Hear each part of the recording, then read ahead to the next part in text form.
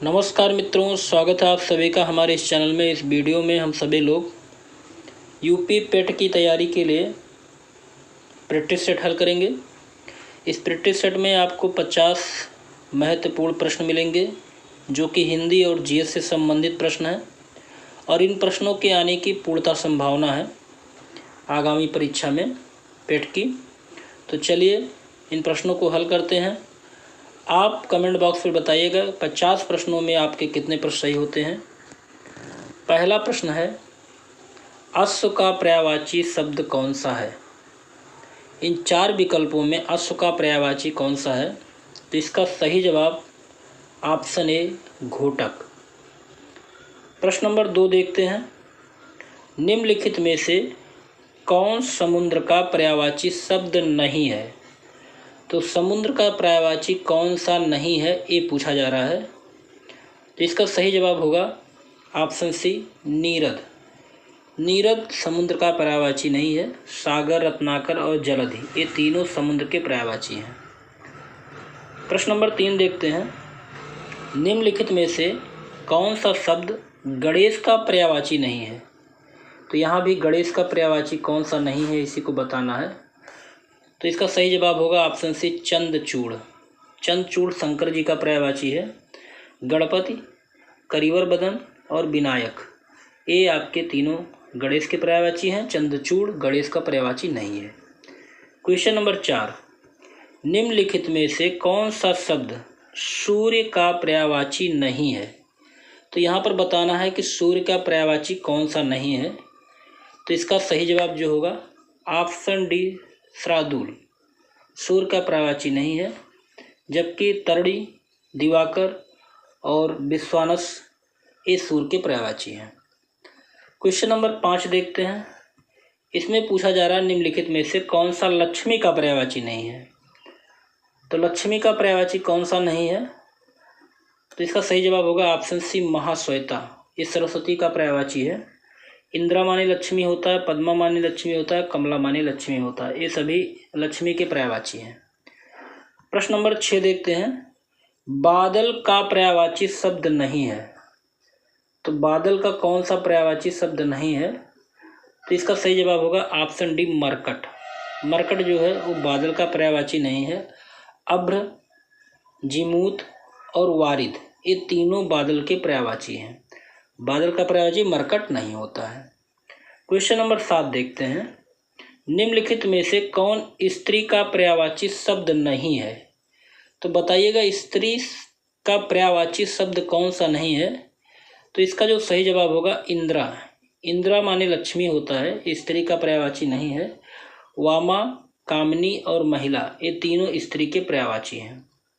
अगला क्वेश्चन देखते हैं, निम्नलिखित में से कौन आकाश का पर्यायवाची शब्द नहीं है? तो बताइएगा आकाश का कौन सा शब्द पर्यायवाची में नहीं आएगा? तो इसका सही जवाब होगा ऑप्शन डी नीलाभ जो है वो आकाश का पर्यायवाची नहीं है। शून्य, अंतरिक्ष और अंबर ये तीनों आकाश के पर्यायवाची हैं। क्वेश्चन नंबर 9 देखते हैं, निम्नलिखित में से कौन सरस्वती का पर्यायवाची शब्द नहीं है? तो यहाँ भी सरस्वती का पर्यायवाची शब्द नहीं पूछा जा रहा है। तो इसका सही जवाब जो होगा ऑप्शन डी सिंहस्था ये आपका सरस्वती का पर्यायवाची नहीं है। हंसवाहिनी, बीड़ापाड़ी और महाश्वेता ये सरस्वती के पर्यायवाची हैं।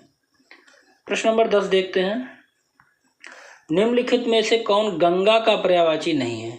तो गंगा का पर्यायवाची कौन सा नहीं है? तो इसका सही जवाब होगा ऑप्शन बी त्रिवेणी। त्रिवेणी जो है वो गंगा का पर्यायवाची नहीं है। सूर्य सरिता मानी गंगा होता है। मंदाकिनी गंगा को ही कहा गया है, एक नाम है इनका। और भागीरथी। चलिए अगला देखते हैं। अगला प्रश्न है, यहाँ से आपका जीएस का प्रश्न शुरू होता है। 11 नंबर प्रश्न देखते हैं, विश्व बैंक सामान्यतः खाली स्थान दिया गया देता है। तो विश्व बैंक कैसा ऋण देता है ऐसा पूछा गया है। तो इसका सही जवाब होगा ऑप्शन डी मध्य एवं दीर्घकालीन ऋण जो देता है वो विश्व बैंक देता है। क्वेश्चन नंबर 12 देखते हैं, निम्नलिखित में से कौन प्रसिद्ध तबला वादक हैं? तो बताइएगा तबला वादक कौन है? तो इसमें उस अल्लाह रखा जो हैं प्रसिद्ध तबला वादक हैं। चलिए अगला देखते हैं। अगला प्रश्न है, द वेंडेड क्वीन फिल्म, बहुत पुरानी फिल्म है, में प्रमुख नारी पात्र का अभिनय किसने किया था? तो इसका सही जवाब होगा सीमा विश्वास। अगला प्रश्न है प्रश्न नंबर 14, शक संवत कब प्रारंभ किया गया? तो शक संवत जो प्रारंभ किया गया 78 ईस्वी में। चलिए अगला क्वेश्चन देखते हैं। क्वेश्चन नंबर 15, विक्रम एवं शक संवतों में कितने वर्षों का अंतर है? अगला प्रश्न है, विक्रम एवं शक संवतों में कितने वर्ष का अंतर है? तो इसका सही जवाब होगा ऑप्शन सी, 135 वर्षों का अंतर है। विक्रम और शक संवत में 135 वर्षों का अंतर होता है। चलिए अगला प्रश्न देखते हैं। शक संवत पर आधारित राष्ट्रीय पंचांग कैलेंडर का एक चैत्र ग्रेगोरियन कैलेंडर पर आधारित 365 दिन के सामान्य वर्ष की निम्नलिखित तिथियों में से किस एक में तद अनुरूप है? तो इसका सही जवाब होगा ऑप्शन ए, 22 मार्च अथवा 21 मार्च। चलिए अगला क्वेश्चन देखते हैं। क्वेश्चन नंबर 17, मिलिंद पन्हो क्या है? तो इसका सही जवाब होगा ऑप्शन सी, पाली ग्रंथ है। क्वेश्चन नंबर 18 देखते हैं। बौद्ध ग्रंथ मिलिंद पन्हो किस हिंद यवन शासक पर प्रकाश डालता है? तो इसका सही जवाब होगा ऑप्शन सी, मिनिनेंडर। क्वेश्चन नंबर 19 देखते हैं। मलुक दास एक संत कवि थे, तो मलुक दास कहाँ के संत कवि थे? तो इसका जवाब होगा ऑप्शन डी, कड़ाकी। क्वेश्चन नंबर 20 देखते हैं। निम्नलिखित में से कौन सा युग्म सही सुमेलित नहीं है? तो पानीपत का युद्ध 1526 में हुआ था, खानवा का युद्ध 27 में हुआ था, घाघरा का युद्ध 29 में हुआ था, चंदेरी का युद्ध 1530 में नहीं हुआ था, बल्कि ये हुआ था 1528 में चंदेरी का युद्ध हुआ था बाबर और मेदिनी राय के बीच। चलिए अगला प्रश्न देखते हैं। निम्नलिखित में से किसे भारतीय अशांति का जनक कहा जाता है? इसका सही जवाब होगा ऑप्शन ए, बीजी तिलक को। क्वेश्चन नंबर 22 देखते हैं। अभिनव भारत से संबंधित कौन है? तो अभिनव भारत से जो संबंधित है वो है बीडी सावरकर। क्वेश्चन नंबर 23 देखते हैं। निम्नलिखित में से किस युग्म को इंग्लैंड में अंग्रेज अधिकारियों की हत्या के आरोप में फांसी की सजा मिली थी? तो इसका सही जवाब होगा ऑप्शन सी, मदन लाल ढींगरा तथा ऊधम सिंह को। चलिए क्वेश्चन नंबर 24 देखते हैं। होम रूल लीग आंदोलन सर्वप्रथम किसने प्रारंभ किया था? तो इसका सही जवाब होगा ऑप्शन ए, एनी बेसेंट ने। क्वेश्चन नंबर 25 देखते हैं। जलियांवाला बाग कत्लेआम किस शहर में हुआ था? तो इसका सही जवाब होगा ऑप्शन सी, अमृतसर में। अगला प्रश्न है, भारतीय संविधान में अनुच्छेद 17 का संबंध किससे है? तो इसका सही जवाब होगा ऑप्शन सी, अस्पृश्यता का उन्मूलन, छुआछूत का उन्मूलन। क्वेश्चन नंबर 27 देखते हैं। निम्न में से भारत के राष्ट्रपति पर महाभियोग लगाने का अधिकार किसे है? तो इसका सही जवाब होगा ऑप्शन ए, संसद के दोनों सदनों को। क्वेश्चन नंबर 28 देखते हैं। संघीय मंत्रिपरिषद के मंत्री सामूहिक रूप से उत्तरदायी होते हैं? तो इसका सही जवाब होगा ऑप्शन डी, केवल लोकसभा के प्रति। संघीय मंत्रिपरिषद के मंत्री सामूहिक रूप से केवल लोकसभा के प्रति उत्तरदायी होते हैं। क्वेश्चन नंबर 29 देखते हैं। निम्नलिखित में से कौन लोकसभा के सत्र का अवसान करने के लिए प्राधिकृत है? इसका सही जवाब होगा ऑप्शन डी, राष्ट्रपति। क्वेश्चन नंबर 30 देखते हैं। किस सभा का अध्यक्ष उसका सदस्य नहीं होता है? तो आपको पता होगा कि राज्यसभा का अध्यक्ष उसका सदस्य नहीं होता है। आप बताइएगा कि राज्यसभा का अध्यक्ष कौन होता है? ऑप्शन है राष्ट्रपति होता है, उपराष्ट्रपति होता है कि लोकसभा अध्यक्ष होता है? तो 3 ऑप्शन में आप जवाब दीजिएगा कमेंट बॉक्स पर कि राज्यसभा का अध्यक्ष कौन होता है। क्वेश्चन नंबर 31 देखते हैं। उचित रीति से कटे हीरे की असाधारण चमक का आधारभूत कारण यह है कि, इसका सही जवाब होगा ऑप्शन बी, उसका अति उच्च अपवर्तन सूचकांक होता है। चलिए क्वेश्चन नंबर 32 देखते हैं। निम्नलिखित में से कौन सी भाभा प्रमाण अनुसंधान केंद्र द्वारा विकसित सुपर कंप्यूटर परियोजना है? तो इसका सही जवाब होगा ऑप्शन डी, अनुपम। क्वेश्चन नंबर 33 देखते हैं। आइंस्टाइन को नोबेल पुरस्कार दिया गया था।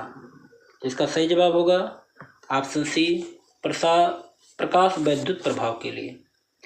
क्वेश्चन नंबर 34 देखते हैं। जंग लगने पर लोहे का भार पर क्या प्रभाव पड़ता है? तो इसका सही जवाब होगा ऑप्शन ए, बढ़ता है। जंग लगने पर लोहे का भार बढ़ता है। क्वेश्चन नंबर 35 देखते हैं। चट्टान पर उगने वाले पादप क्या कहलाते हैं? तो इसका सही जवाब होगा ऑप्शन डी, शैलोद्भिद। क्वेश्चन नंबर 36 देखते हैं। निम्न नदियों में से किसका सर्वाधिक बड़ा जलग्रहण क्षेत्र है? तो किन नदी का इन चारों में से सर्वाधिक जलग्रहण क्षेत्र है? तो इसका सही जवाब होगा ऑप्शन सी, गोदावरी। अगला प्रश्न देखते हैं, प्रश्न नंबर 37। भारत की सबसे लंबी प्रायद्वीपीय नदी कौन सी है? तो इसका सही जवाब होगा ऑप्शन बी, गोदावरी। अगला प्रश्न है। निम्नलिखित में से विश्व में सब्जियों का सर्वाधिक उत्पादन करने वाला देश कौन सा है? इसका सही जवाब होगा ऑप्शन ए, चीन। अगला प्रश्न देखते हैं। आम की बीज रहित प्रजाति कौन सी है? तो इन चारों में आम की बीज रहित जो प्रजाति है वो है सिंधु। क्वेश्चन नंबर 40 देखते हैं। दक्षिणी गोलार्ध में सबसे बड़ा दिन कौन सा है? तो इसका सही जवाब होगा ऑप्शन बी, 22 दिसंबर। अगला प्रश्न देखते हैं। निम्नलिखित में से कौन शीतोष्ण घास का मैदान नहीं है? तो शीतोष्ण घास का मैदान कौन सा नहीं है? तो इसका सही जवाब होगा ऑप्शन डी, सवाना। अगला प्रश्न देखते हैं। कर्क रेखा गुजरती है, तो कर्क रेखा जो गुजरती है मध्य प्रदेश से भी, मिजोरम से भी और त्रिपुरा से, तो इसका जवाब होगा ऑप्शन डी, इन सभी से। क्वेश्चन नंबर 43 देखते हैं। भारत का सुदूरस्थ दक्षिण बिंदु कौन सा है? तो इसका सही जवाब होगा ऑप्शन सी, इंदिरा पॉइंट। अगला प्रश्न देखते हैं। निम्नलिखित में से कौन एक कर्नाटक, केरल एवं तमिलनाडु राज्यों के मिलन स्थल पर स्थित है? तो इसका सही जवाब होगा ऑप्शन डी, नीलगिरी की पहाड़ियाँ। अगला प्रश्न देखते हैं, सुमेलित करना है। चलिए, पर्वतीय दर्रा दिया गया है, किस राज्य में है इसको मिलान करते हैं। तो पहले मिलाते हैं, बुमला दर्रा कहाँ पर है? तो इसका सही जवाब होगा बुमला दर्रा जो है वो आपका पड़ेगा अरुणाचल प्रदेश में। इसके बाद जेलेपा दर्रा जो है ये पड़ेगा आपका सिक्किम में, और मुंगिला दर्रा जो आपका पड़ेगा वो पड़ेगा उत्तराखंड में, और सिपिलार दर्रा आपका पड़ेगा हिमाचल प्रदेश में। तो इस प्रकार से इसका जो सही जवाब होगा ऑप्शन बी सही होगा। आप मिलान कर लीजिएगा, ए को पहले से, बी को तीसरे से, सी को चौथे से और डी को दूसरे से। चलिए अगला प्रश्न देखते हैं। निम्नलिखित में से कौन सा जोड़ा गलत है? तो कौन सा जोड़ा गलत है? तो इसका सही जवाब होगा ऑप्शन बी, भुवनेश्वर।